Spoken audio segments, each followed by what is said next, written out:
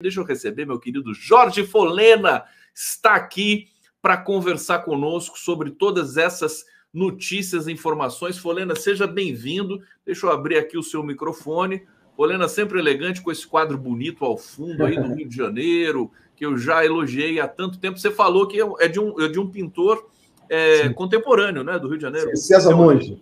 César Monge. César Monge. Preciso trazer o César aqui. Isso. Conde, olha, uma satisfação mais uma vez estar contigo aqui, com o teu público. É sempre uma alegria muito grande. Muito bom. Folena, vamos começar falando... Eu quero começar falando do Arthur Lira com você, porque é o seguinte, o Lira chamou todas as atenções, né? Aquele discurso de abertura dele já está mais do que consagrado e sabido que foi uma vergonha, né? Para o Congresso brasileiro, para o Brasil, ele ameaçando o governo. Aliás, vamos ouvir o Folena sobre, se você também teve essa percepção. Eu achei o Lira assustado. Acho que ele está perdendo um pouco do espaço político que ele constituiu. Afinal de contas, é o último ano dele na presidência da Câmara, que é uma presidência que vai ter vida curta, porque a partir de julho todo mundo vai estar preocupado com as eleições municipais. Fala um pouquinho para a gente sobre isso, Jorge Folena. Conde, olha...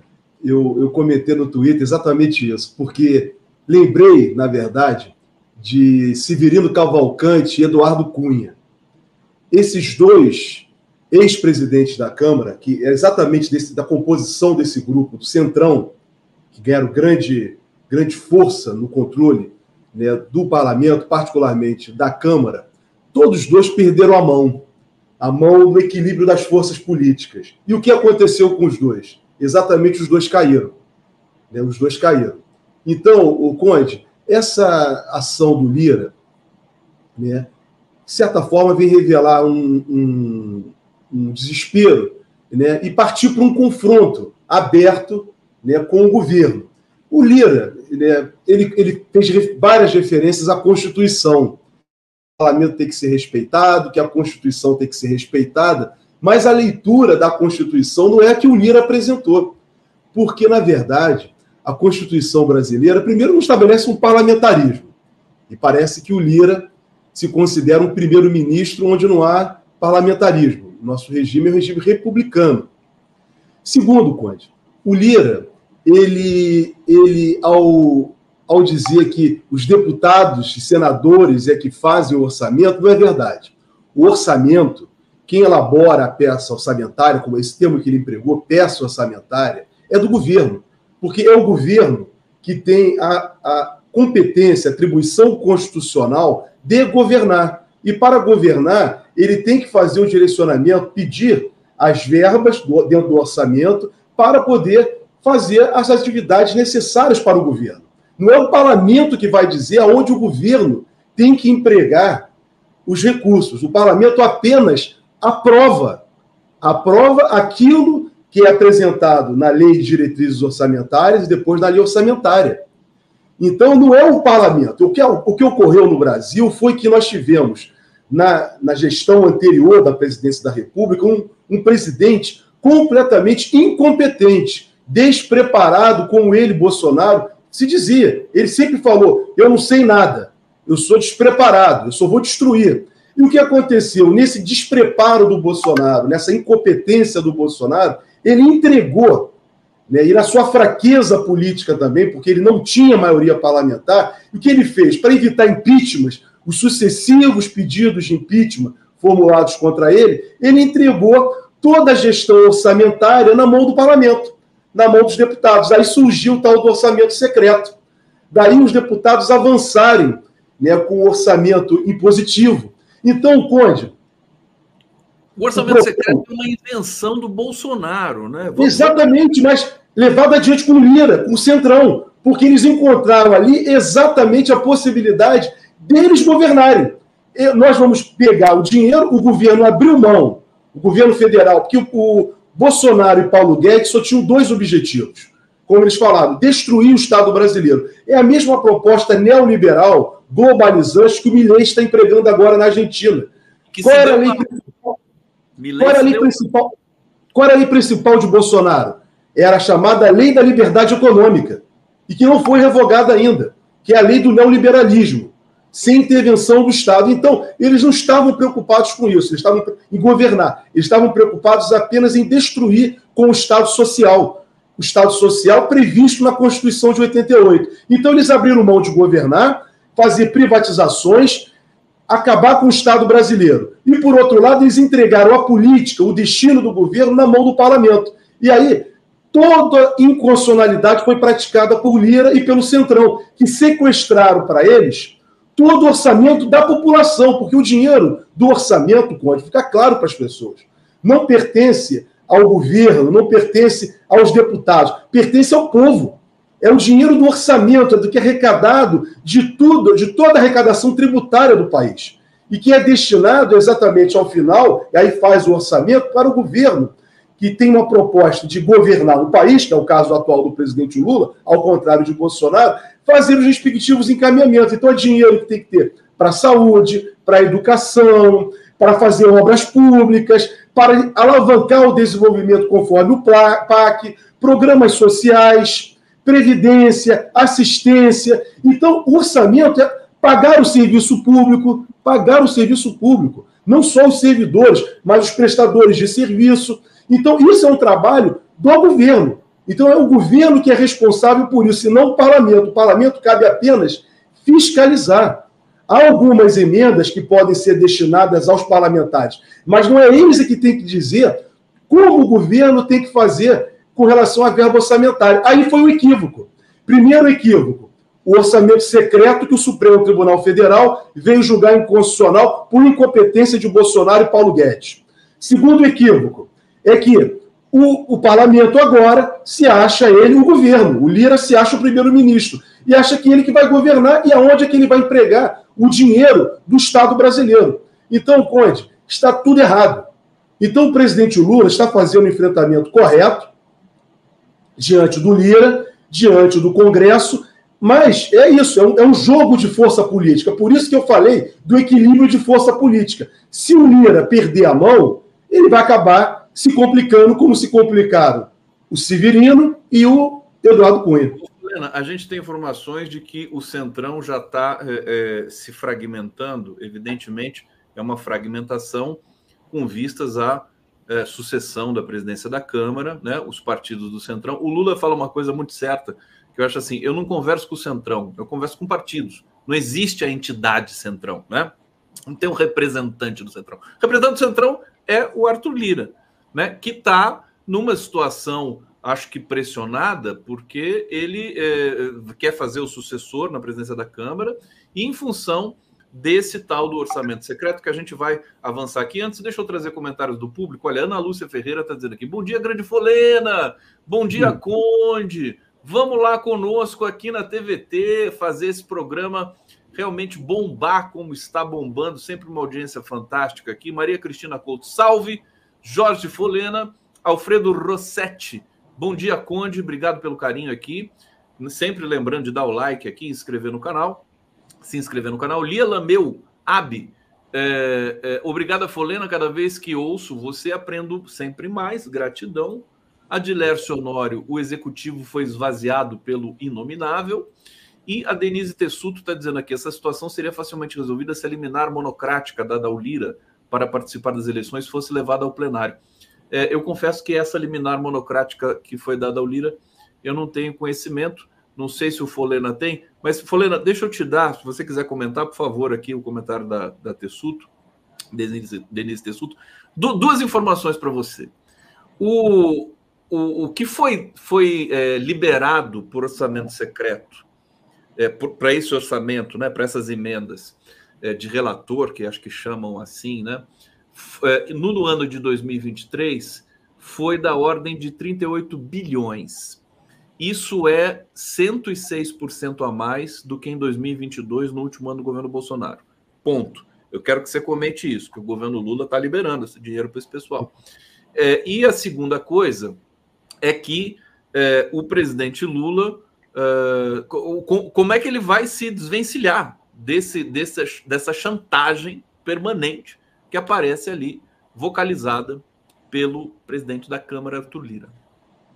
Conde, olha, primeiro com relação às verbas orçamento destinado aos parlamentares. Nós temos verba orçamentária para parlamentar, né? Para parlamentar individualmente, para bancada, para comissões. Então, veja, nada impede que os parlamentares possam fazer direcionamento. O que aconteceu, o que foi grave, o que o Supremo Tribunal Federal julgou inconstitucional por ser desvio de finalidade, é isso.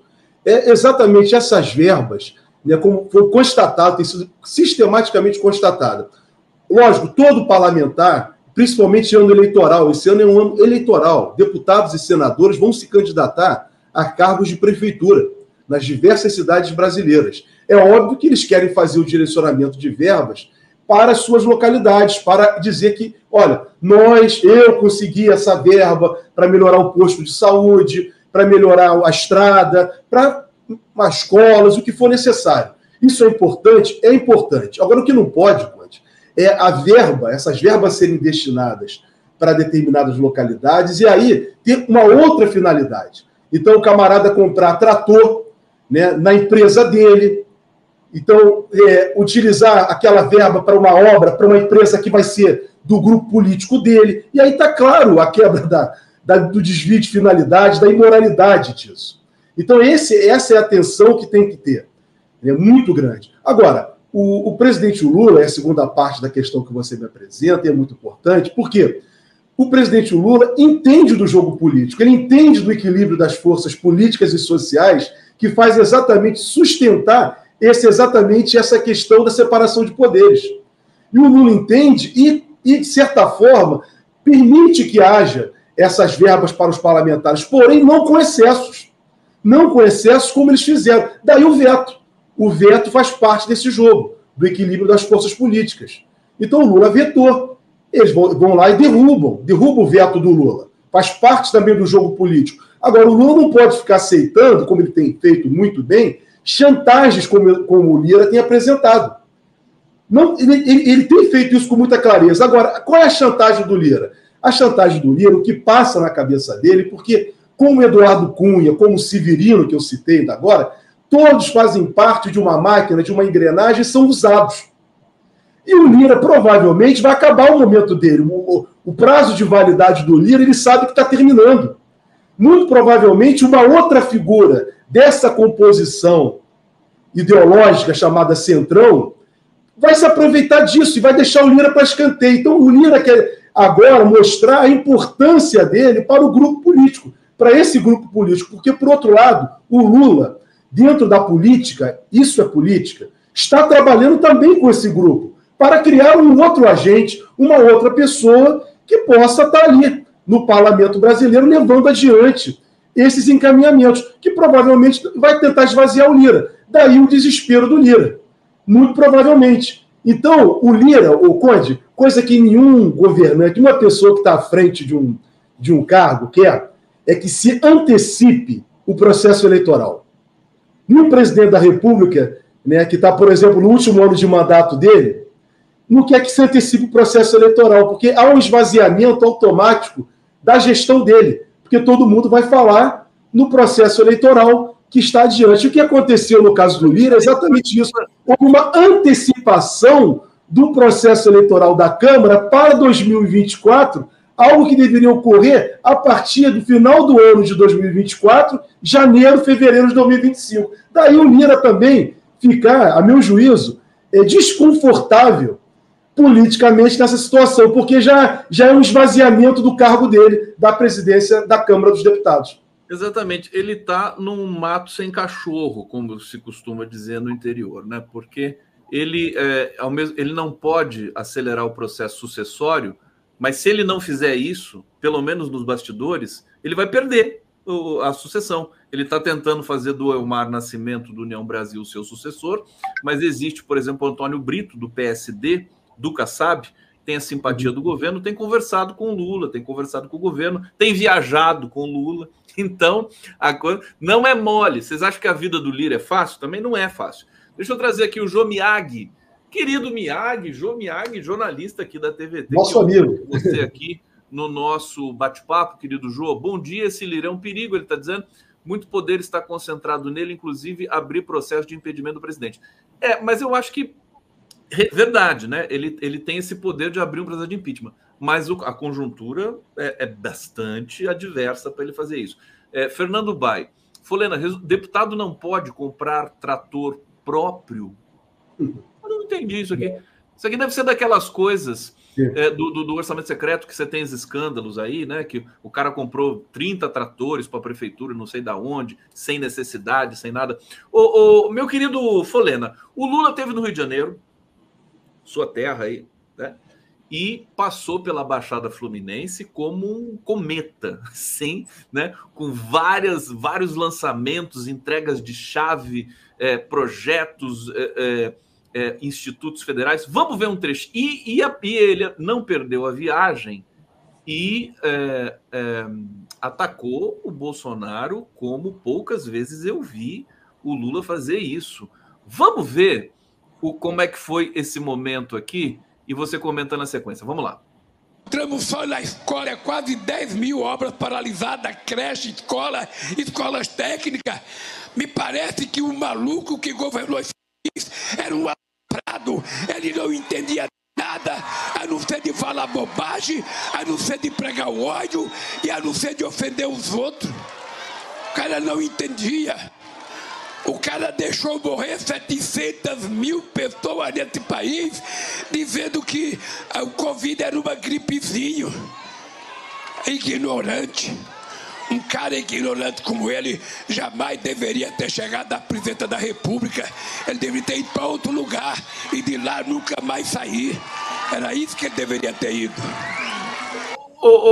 Folena, eu confesso para você que quando eu vejo essa cena, eu dou risada, porque é ignorante, jamais deveria ter chegado ao presidente da República. Fala pra gente da passagem do Lula e desse...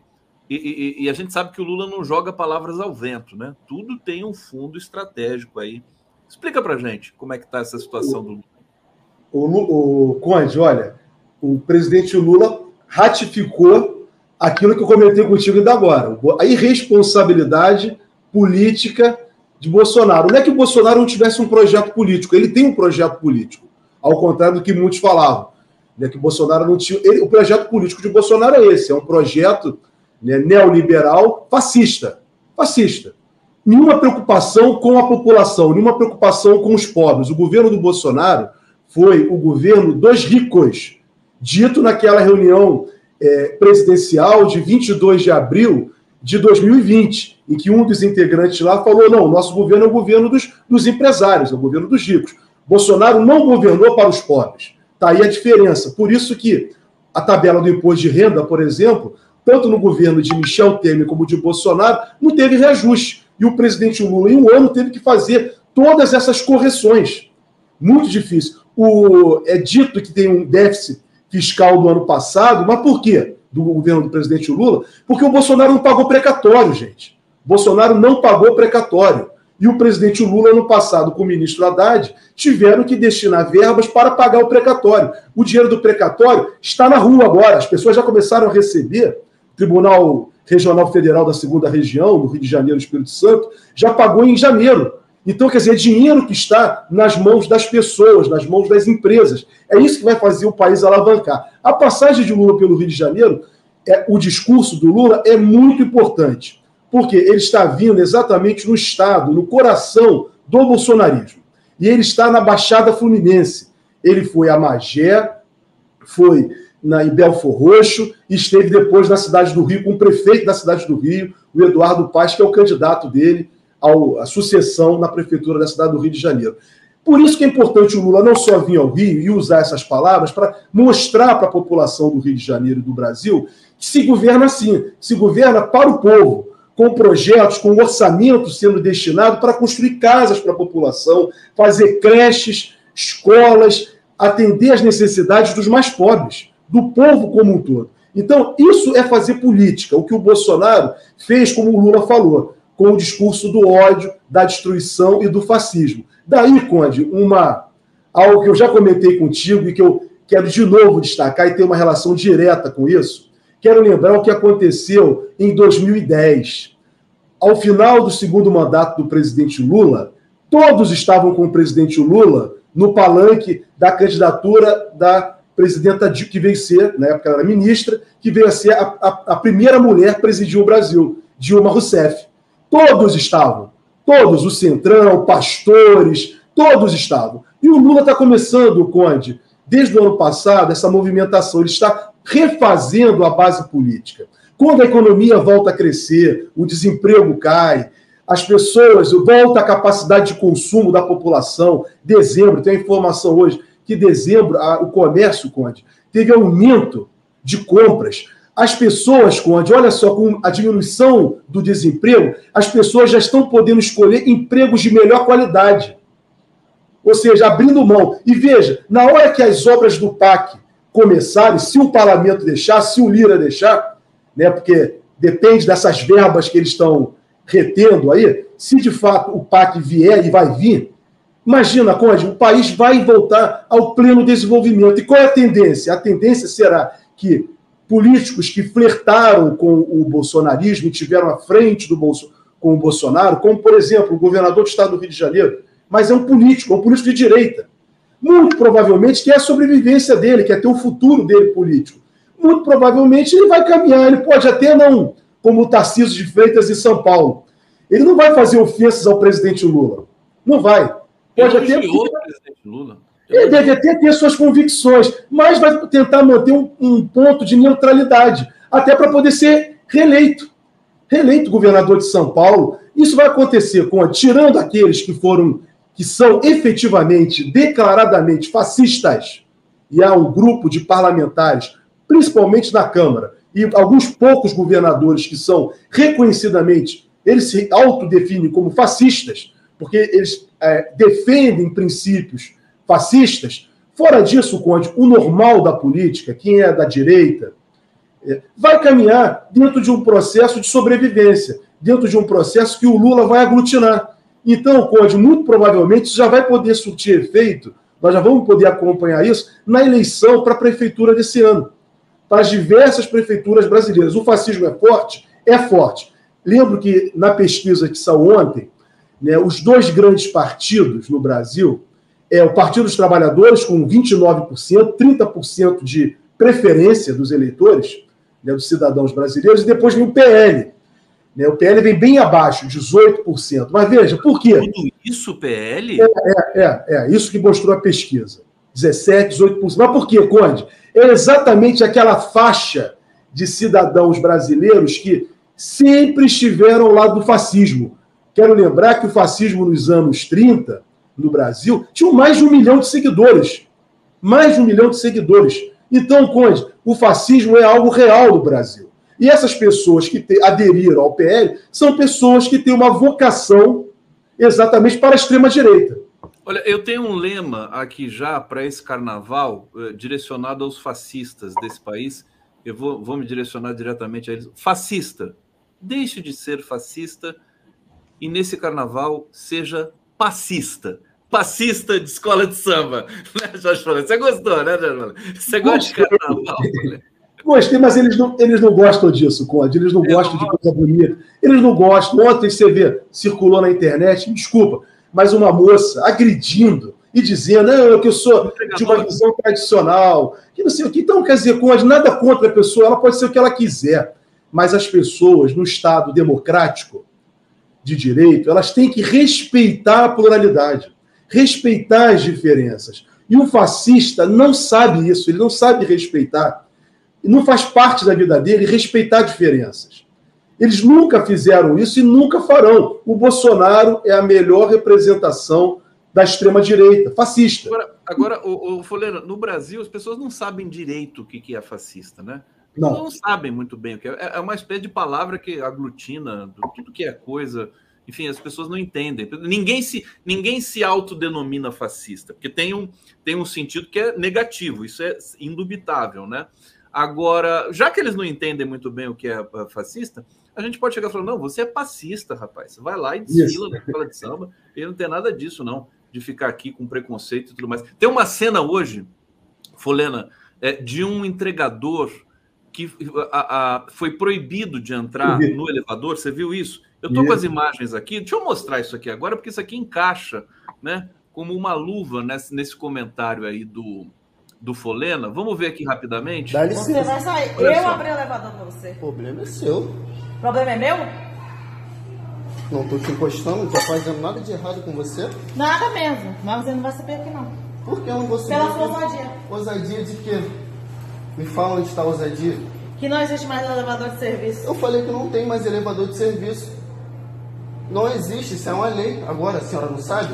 Olha, eu fiquei impressionado com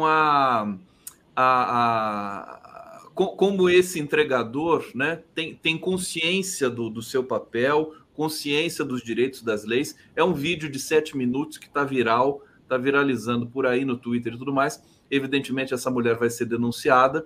Ele filmou tudo justamente para denunciar depois. E o que é mais impressionante, Folena, é assim, o entregador, né, que é praticamente hoje o trabalhador mais importante do país, né? Sem entregador, hoje o Brasil para, né? O entregador, ele chega num condomínio, num prédio, e ele tem o direito de não entrar, né? E entregar o produto ali para o zelador e tudo mais. Quando ele faz isso, quando ele não sobe, né, para entregar para o morador no apartamento, esse morador em geral desce, ofende, insulta, agride, dizendo, você tem que entrar. Aí quando o entregador decide entrar, acontece isso no elevador. Quer dizer, que loucura é essa, Jorge Folena? Por favor. Vamos lá, Conde. Olha, primeiro dizer o seguinte, se você falou com relação aos entregadores, da importância deles, são importantíssimos. Daí a necessidade de regulamentar os direitos trabalhistas desses trabalhadores. Então, daí a necessidade, volto a dizer, pela importância que eles têm hoje. Não podem ficar como está, sem nenhuma regulamentação e nenhuma proteção. Muito bem, Conde. Esse caso ilustra bem, né, um país, né, o que de fato... Veja, a Constituição brasileira, Conde, impede, tem um objetivo da República Federativa do Brasil, um deles é que não tenha nenhuma forma de discriminação.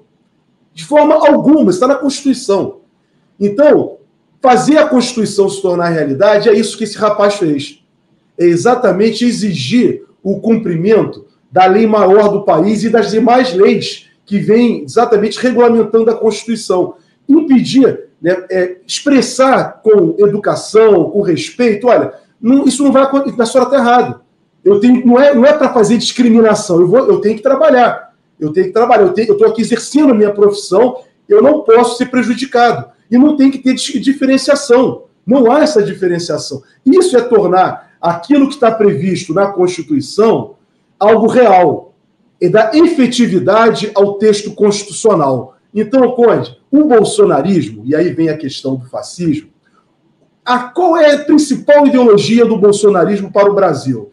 É exatamente revogar os princípios da Constituição de 88, os princípios do Estado Democrático de Direito. O bolsonarismo é a representação do autoritarismo, de tudo aquilo que marca, né, uma sociedade excludente, e uma sociedade excludente que favorece o muito rico. Então, eu sempre digo isso, o fascismo é a tropa de choque do neoliberalismo, dos menos de 1%, muito, muito ricos, da grande concentração de renda, do processo exploratório. Então, na verdade, essas pessoas que defendem essa ideologia, discriminação em todos os sentidos, seja por opção sexual, seja contra gênero, seja contra a cor, seja contra a origem, de respeitar o trabalhador, são pessoas que necessariamente jamais vão defender, elas não vão defender a democracia plena, aquela que o presidente Lula falou no seu primeiro mandato, e a mídia corporativa caiu em cima, dizendo, no primeiro do mandato, Lula falou, a democracia é relativa. É relativa porque as pessoas não respeitam, não fazem com que os direitos fundamentais sejam materializados, sejam cumpridos, como, por exemplo, isso. Uma atitude que faz com que um jovem negro não possa entrar no elevador com uma outra pessoa branca ou qualquer que seja, é uma atitude antidemocrática, é uma atitude que só defende os muito ricos. Então, Conde, é isso que nós temos que orientar as pessoas. Daí a sua colocação com relação aos fascistas, as pessoas têm práticas fascistas e às vezes não sabem nem o que é o fascismo. Então, o fascismo, exatamente na sua diversa forma de manifestação, ele está encarnado nesse tipo de comportamento. Comportamento, mais uma vez, volto a dizer, por exemplo, de Bolsonaro, ao apontar a arma na direção do cidadão. Que agressão maior do que essa, Conde? Que é a prática mais violenta e antidemocrática? Então, tudo que o bolsonarismo representou no país é exatamente tudo que se tenta contra a Constituição de 88, que veio exatamente restabelecer a democracia no Brasil, o Estado de Direito e a pluralidade. A pluralidade. Então, esse é a nossa grande luta hoje. Não só que o presidente Lula está fazendo e comandando, não só recuperar a economia de um país muito rico. O Brasil é um país muito rico, muito potente, e esses camaradas destruíram isso, impediram que o Brasil deixasse de ser a 6ª economia para a 12ª economia, né? E prejudicando os trabalhadores. Veja, Conde, a mais-valia, vamos colocar assim, a transferência de dinheiro dos pobres para os ricos no governo de Michel Temer e principalmente de Bolsonaro foi uma coisa absurda. O melhor exemplo para que todos possam compreender é a tabela do imposto de renda. Você veja, as pessoas ganhando menos de 2 salários mínimos pagando imposto de renda e os milionários não pagando nenhum centavo de imposto de renda, Conde. Então, veja, isso é exploração brutal. Então, esses governos que atacam a democracia, atacam, né, se dizem moralistas, né, não respeitam as diferenças, eles, na verdade, estão totalmente a serviço dos muito ricos. Então, por isso a necessidade, como você bem colocou, de instruir essas pessoas. Ontem eu conversei com um amigo meu, né, que me confidenciou, o Jorge, durante muito tempo eu fui de direita, de extrema direita, sem saber. Quando eu comecei a compreender o processo exploratório, comecei a ouvir mais, a entender que eu estava sendo massacrado, eu mudei totalmente. Hoje eu defendo todas as pautas sociais. Ou seja, eu brinquei, disse para ele na hora, você é um homem que se tornou esclarecido. Você é um homem novo. Você é um homem que compreendeu o processo de exploração em curso na humanidade. Que coisa fantástica que o Folena está dizendo para a gente aqui, esse depoimento desse amigo. Quer dizer, a pessoa é fascista sem saber, a pessoa é de extrema-direita sem saber. Precisa ser politizada, precisa ter acesso à informação para saber. Isso é muito terrível mesmo. A gente não domina essa dimensão, né, da subjetividade. A gente precisa educar, né? Porque se deixar, né, a espécie falar, a gente está vendo que o sujeito, a espécie humana, é uma coisa terrível, né? Que está acontecendo em Gaza ali, né? É uma coisa que diz respeito a todos nós, enquanto sujeitos, cidadãos do mundo e tudo mais. Bom, o papo está ótimo com o Jorge Folena aqui hoje. Vamos para o bate-papo. O Edson Antunes Lira sentiu que a opinião pública não está com ele. É verdade, a própria pesquisa que você citou, Folena Atlas, né? Diz que o Moro é o político mais rejeitado do Brasil e o Lira é o segundo político mais rejeitado do Brasil. Só perde para o Moro. Trajano Candelária deveria ter ido para outro lugar, foi fino. O Lula falando do Bolsonaro, né? O Lula, até quando o Lula xinga, ele é fofo, né, o Folena? É ignorante, mas assim, não vai para o insulto direto, né? Isaac Silveira, Bolsonaro, Milei, Netanyahu, Zelensky, Guaidó, todos foram patrocinados pelo Império. Que turma, hein? Nossa Senhora, faz um Big Brother com essa turma aqui pra gente ver o que acontece. Ana Simpson, Lula é mídias. Peraí. Lula e mídias devem ficar e enfatizar o rombo que o Bolsonaro deixou e o Lula pagou e está pagando, né? E todos nós estamos pagando, na verdade, né? Jorge Fialho, o inominável do orçamento secreto corrupto tem que ser investigado. Rizoma, conexões, consultorias sistêmicas. Será que é o meu querido amigo Carlos... que é astrólogo, que está aqui, está colaborando conosco aqui, o Carlos Armite, que é uma figura sensacional, não sei se é ele. Fernando Pulga, muito boa conversa. Folena, não vai dar tempo da gente aprofundar a questão do Toffoli, porque estamos chegando no finalzinho. Mas explica para a gente o que está circulando, por que o Toffoli incendiou Brasília com essas decisões, inclusive de investigação, a meu ver, muito justa, com relação à transparência internacional, só que esse pedido foi apresentado pelo Rui Falcão em 2021, não é uma coisa nova. E aí?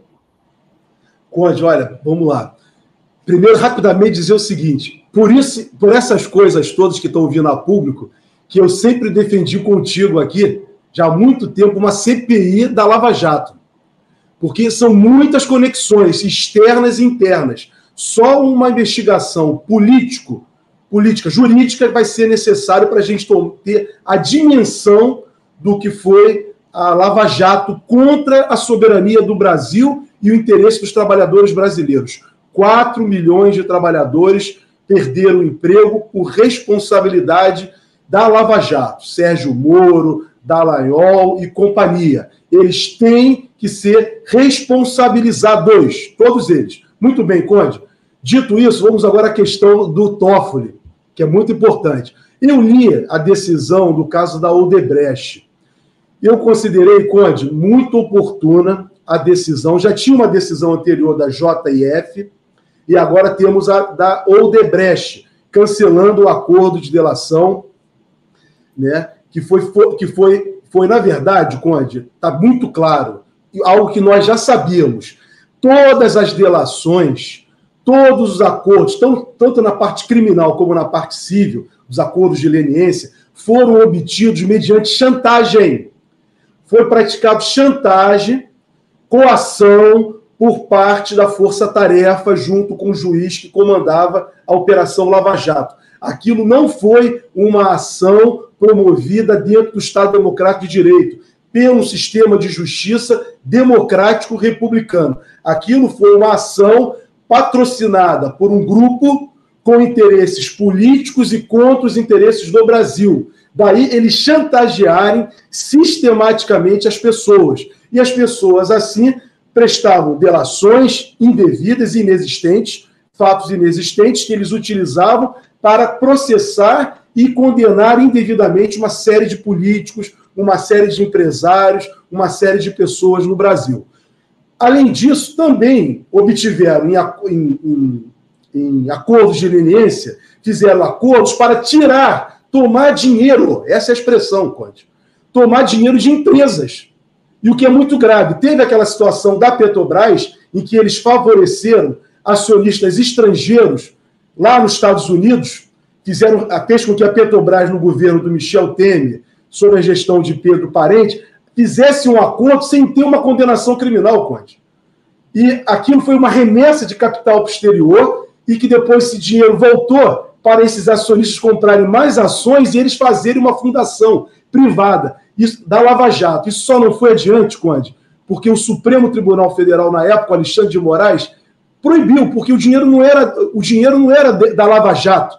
A Lava Jato, aquela força-tarefa, é uma instituição da União, do Estado brasileiro, não é algo privado. Eles estavam tratando de dinheiro público como algo privado. E da mesma forma, nós estamos vendo o que aconteceu no caso da JF e também aconteceu no caso da Odebrecht. Ou seja, Conde, isso tudo tem que ser aprofundado. Daí, Conde, né, a grita de muitos agentes da mídia corporativa, né, se colocar contrário às primeiras decisões do Toffoli. Mas por quê? Porque muita gente, Conde, né, tem que ser investigada. Muita gente fez livro, muita gente teve divulgação, aumento de salário, muita gente circulou em torno daquilo. Inclusive, o que nós conversamos semana passada, essa ONG, Transparência Internacional, que, como eu te disse, não tem nada de transparente, seja no mundo e aqui no Brasil. Não tem.